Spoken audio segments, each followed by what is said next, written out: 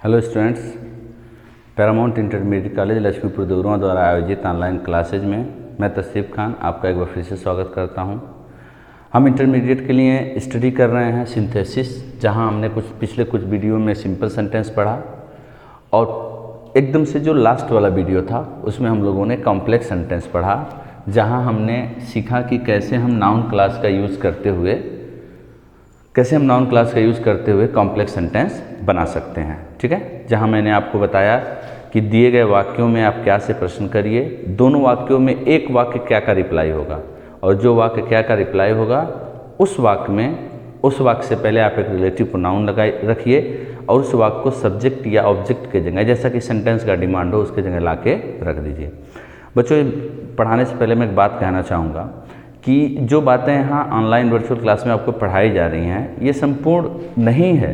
ठीक है, यहाँ हम कोशिश कर रहे हैं कि आपको उतनी चीज़ें बता दी जाए कम से कम कि आप बिल्कुल इन चीज़ों से अनभिज्ञ न रहें। कम से कम आप एक परिचय प्राप्त कर लें, एक चीज़ जान जाएं कि ये हमारे सिलेबस में होता है।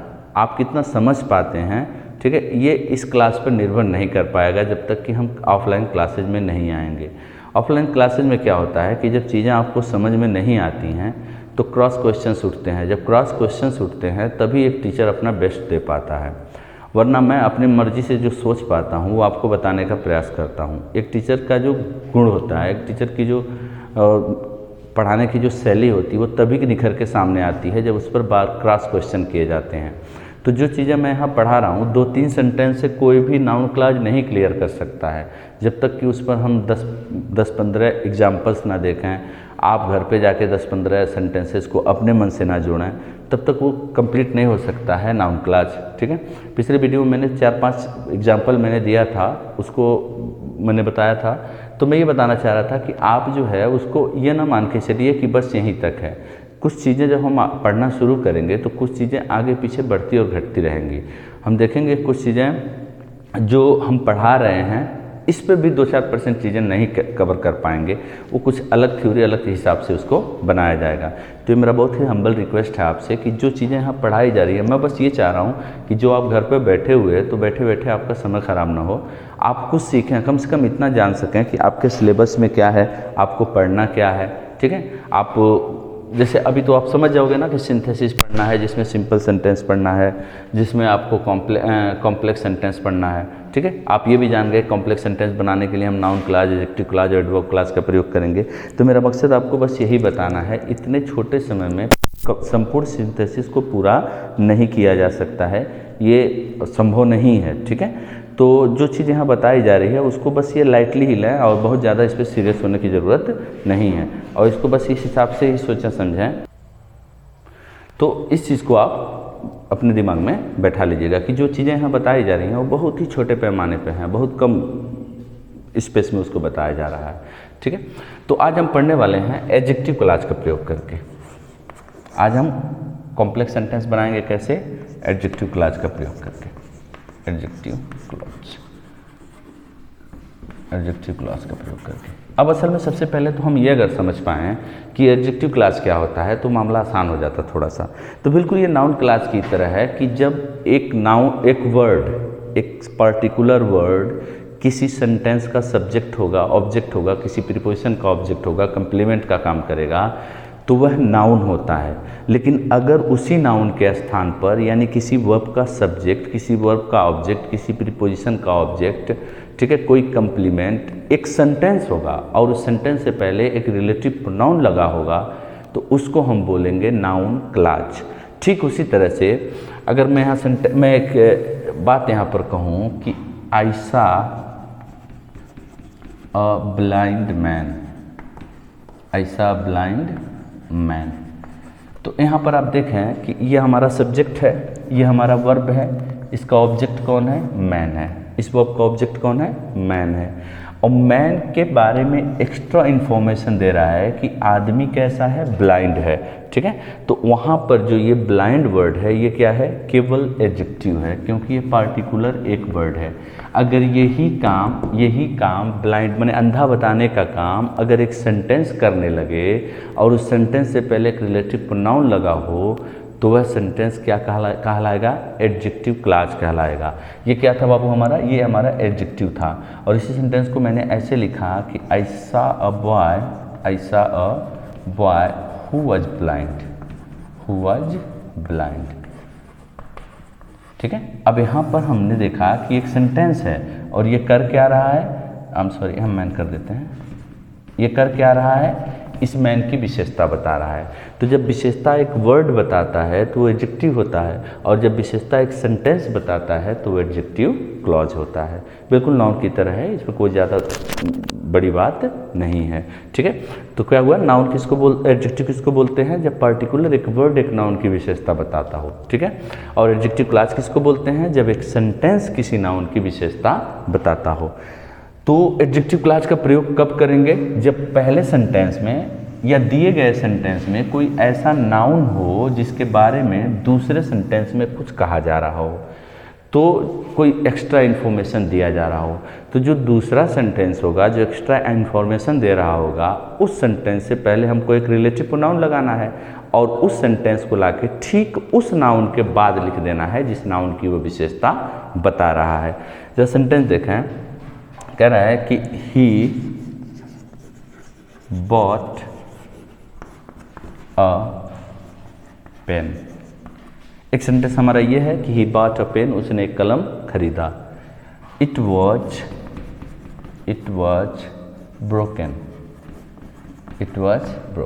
ठीक है, तो he bought a pen, it was broken. अब पहले सेंटेंस में हमारा एक नाउन है पेन। ठीक है, और इसके बारे में दूसरे सेंटेंस में एक बात कही जा रही है। क्या कही जा रही है? कि वह पेन जो है टूटा हुआ था। अब इसका सिंपल सेंटेंस भी बन जाएगा। पीछे वाले सिंपल सेंटेंस में भी एग्जाम्पल आ चुका है, लेकिन यहाँ हमको क्या बनाना है? कॉम्प्लेक्स बनाना है। तो सबसे पहले तो हम चेक करेंगे कि क्या ये नाउन क्लास से बनेगा। तो नाउन क्लास से चेक करने के लिए क्या बताए? दोनों में क्या से प्रश्न करिए। तो मैंने क्या एक कलम खरीदा, नहीं आ रहा रिप्लाई। इट वॉज ब्रोकन, वह क्या टूटा था, वो नहीं बैठ रहा है, यानी पहले वाले सेंटेंस में नहीं जा रहा है, यानी इसको नाउन क्लास से नहीं बना सकते। तो दूसरा नियम क्या कहता है कि अगर पहले सेंटेंस में कोई नाउन हो जिसके बारे में दूसरे सेंटेंस में कोई बात कही जा रही हो, तो हम देख रहे हैं कि पहले सेंटेंस में हमारा नाउन पेन है जिसके बारे में ये सेंटेंस बता रहा है। इसी से अगर ये पेन नहीं होता तो ये सेंटेंस नहीं होता। ठीक है, तो इसके बारे में एक्स्ट्रा इन्फॉर्मेशन दे रहा है। तो इसको हमको बनाना है क्या? एडजेक्टिव क्लॉज बनाना है। एडजेक्टिव क्लॉज कैसे ये बनेगा? सबसे पहले तो इसके पहले एक रिलेटिव प्रोनाउन रख लेते हैं। और रिलेटिव प्रोनाउन क्या है? तो हम जानते हैं कि अगर यहाँ पर निर्जीव चीज़ को हम रिप्लेस करते हैं तो हम रिलेटिव प्रोनाउन लगाते हैं विच या दैट। तो यहाँ हमको या तो दैट लगाना पड़ेगा या तो विच लगाना पड़ेगा। ठीक है, अब बना हुआ वाक्य कैसे होगा? लिखेंगे ही बॉट अ पेन, और फिर आगे यहाँ पर क्या हो जाएगा? Which was broken. I bought a pen which was broken. अब ध्यान से अगर आप देखें तो यहाँ पर आपने क्या किया? ये पेन की विशेषता थी और ठीक पेन के बाद वो सेंटेंस लिख दिया जो उसकी विशेषता बता रही थी। लेकिन शर्त यह है कि आपको रिलेटिव प्रोनाउन से उसको जोड़ना है। एक और एग्जाम्पल देखिए, कह रहा है कि ए लेडी केम टू मी। एक महिला मेरे पास आई। ठीक, दूसरा सेंटेंस कह रहा है कि शी वॉज वेरी ओल्ड। वो बहुत बूढ़ी थी। चेंज करने के लिए क्या कहेगा कि इसको बनाओ आप क्या? Complex sentence. तो कॉम्प्लेक्स सेंटेंस की जब बात आई तो सबसे पहले कि हम चेक करेंगे कि नाउन क्लास से बन सकता है। नाउन क्लास से हम व्हाट से क्वेश्चन करेंगे दोनों में, अगर रिप्लाई में कोई चीज़ आ रहा है तो फिर वो नाउन क्लास बन सकता है। तो पहले सेंटेंस मैंने कहा a lady came to me, what a lady what came to me, यानी एक औरत क्या आई, नहीं मिल रहा है। सी वॉज वेरी पुअर, वो क्या बहुत बूढ़ी थी, नहीं मिल रहा है, यानी इसको आप नाउन क्लास से नहीं बना सकते।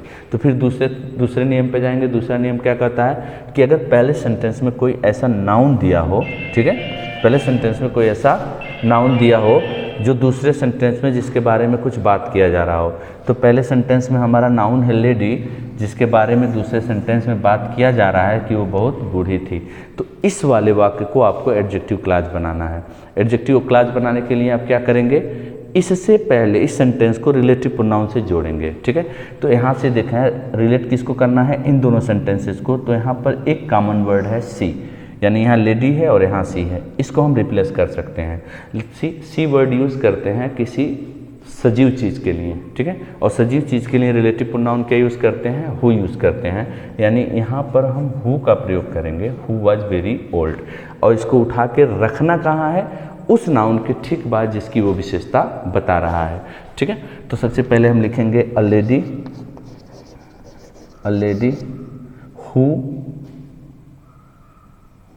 Who was very old, a lady who was very old, ठीक है। और फिर दूसरा सेंटेंस यहाँ से जोड़ लेंगे, came to me, a lady who was very old came to me, एक महिला जो बहुत ही बूढ़ी थी मेरे पास आई। अब ये जुड़ा हुआ वाक्य क्या कहलाएगा, कॉम्प्लेक्स सेंटेंस कहलाएगा। और ये एक सेंटेंस जो क्या कर रहा है, इस लेडी की विशेषता बता रहा है, तो इसको क्या कहा जाएगा, एडजेक्टिव क्लॉज कहा जाएगा, ठीक है। तो एडजेक्टिव क्लॉज का प्रयोग कब करेंगे, जब दिए गए सेंटेंसेज में कोई ऐसा नाउन हो जिसके बारे में दूसरे सेंटेंस में कोई बात कही जा रही हो। जिस सेंटेंस में बात कही जा रही होगी उस सेंटेंस के सब्जेक्ट को हटाना है आपको। वहाँ एक क्या, सब्जेक्ट को नहीं हटाएंगे, यानी एक वर्ड उसमें ऐसा रहेगा जिसको आप रिप्लेस कर पाएंगे, ठीक है, उसको हटाना है और वहाँ एक रिलेटिव प्रोनाउन लगाना है। अब देखिए, अगर जगह की बात होगी तो रिलेटिव प्रोनाउन वेयर लगेगा, अगर व्यक्ति की बात होगी तो हु लगेगा, अगर निर्जीव चीज़ की बात होगी तो विच लगेगा, कथन यानी कोई स्टेटमेंट होगा तो उसके लिए व्हाट लगेगा, ठीक है। और उसी तरह से अगर समय की बात होगी तो व्हेन लगेगा। तो इस तरह से जो है आप उसको बनाते रहेंगे। आइए कुछ और एग्जाम्पल देखते हैं। तो कुछ और एग्जाम्पल्स देखते हैं। तो इसमें याद रखें कि जब बात नाउन की हो रही है, एडजेक्टिव की हो रही है, एडजेक्टिव क्लास की, तो कोई भी सेंटेंस जो किसी भी जगह के बारे में बात करेगा तो उसको हम क्या बोलेंगे, जब कोई भी सेंटेंस किसी भी नाउन के बारे में विशेषता बता रहा होगा तो उसको हम क्या बोलेंगे, एडजेक्टिव क्लास, ठीक है। एक सेंटेंस और देखिए, this is the village, this is the village, ये वही गांव है, यह गांव है। आई lived here, this is the village I lived here. कह रहे ये वही गांव है जहां मैं पहले रहता था, ये वही गांव है जहां मैं पहले रहता था। अब अगर आप ध्यान से देखें तो ये इसमें नाउन क्लास से तो हम बना नहीं सकते, ठीक है, क्योंकि क्या का उत्तर कोई सेंटेंस नहीं आएगा। तो फिर हम देखेंगे कि पहला ये सेंटेंस है, ठीक है, पहले सेंटेंस में नाउन दिया हुआ है विलेज, जिसके बारे में ये जानकारी है यहाँ पर। अगर ये गांव नहीं होता तो फिर इस सेंटेंस में ये बात लिखने की कोई ज़रूरत नहीं होती। तो यहाँ पर इस गांव के बारे में बात की जा रही है कि मैं रहता था यहाँ मतलब कहाँ, उसी गांव में, ठीक है। अब यहाँ हम क्या करेंगे कि ये हमारा सेंटेंस है जो विशेषता बता रहा है इस गांव की। इस गांव से कौन सी बात जुड़ी हुई है कि मैं वहाँ रहता था। तो यहाँ पर आप एक रिलेटिव प्रोनाउन जोड़ेंगे। रिलेटिव प्रोनाउन किसको हटा के जोड़ेंगे, तो याद रहे यहाँ पर हम हियर को हटा के रिलेटिव प्रोनाउन जोड़ेंगे, ठीक है। और हियर किसको रिफ्लेक्ट करता है, जगह को, और जगह के लिए हम रिलेटिव प्रोनाउन क्या यूज़ करते हैं, वेयर यूज़ करते हैं। तो इस सेंटेंस से पहले क्या लगेगा, वेयर लगेगा। और रिलेटिव प्रोनाउन होता कहाँ है, सेंटेंस से पहले होता है, ठीक है। तो जब हम इसको बनाना शुरू करेंगे तो लिखेंगे दिस इज